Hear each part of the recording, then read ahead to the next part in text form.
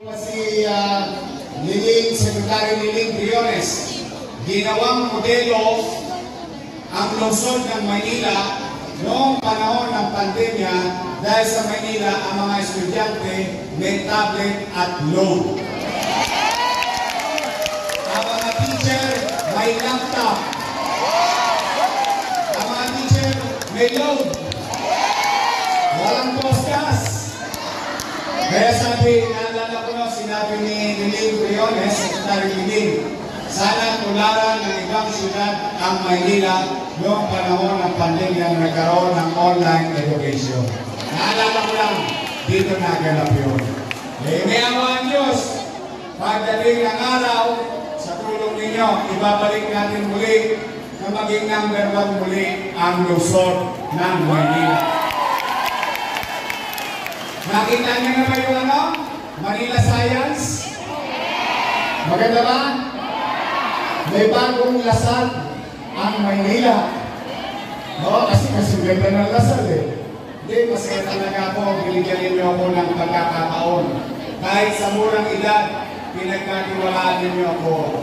I hope I didn't fail you. Sana hindi kayo nagkamali sa akin nung nakaraan. At salamat sa Diyos, nakaraos ang pag-aaral ng ating anak sa pandemya, ng ating apo, nakaraos tayong lahat sa lungsod ng Maynila, bagamat nalulungkot tayo, may mga namatay, nawala dahil sa infeksyon ng COVID-19, pero at least, kung meron man tayong itatamos ng bilog sa Maynila, ang mga taga-Maynila ng panahon ng pandemya, walang nagutom. Nakatawid tayo.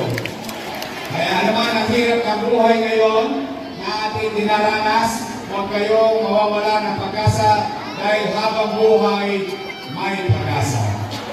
May awa ang Diyos. Ngayon naman, sa paralan kami ni Amado Magaching, ni Chief at Chelsea, Limon Yucaco, sa po ng aming mga kasamahan at sa po ng inyong mga kasamahan bilang isang magulang na nag-aaral ng mga anak sa patuloy-kong paaralan katulad ko.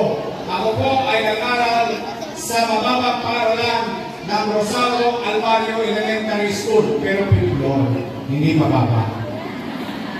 Ngayon, 10-story fully air-conditioned na rin ang Rosario Almario Elementary School. 4 po yan: Almario, Albert, Manila Science, at patapos na rin ang Magsaysay. Malay ninyo, may awa ang Diyos.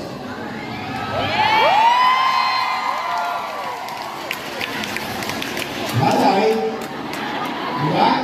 Wala namang masamang mangarap. Sino ba mag-aakala kahit ang pandemya, nagawa natin yung pangarap natin sa mga batang Maynila, sabay-sabay, sa loob lamang ng 3 taon. Pandemya pa yun. Kaya po sa inyo, ng mga pakanuan, galingan ninyo. Kami ni Amado, kami ni Chichi, Limon, in our own legal way. Sama ang inyong mga guro, ang inyong principal. Tutulong kami sa maliit na aming kapalaran upang may taguyod ninyo ang inyong mga plano sa kanya-kanyang year, section o samahan.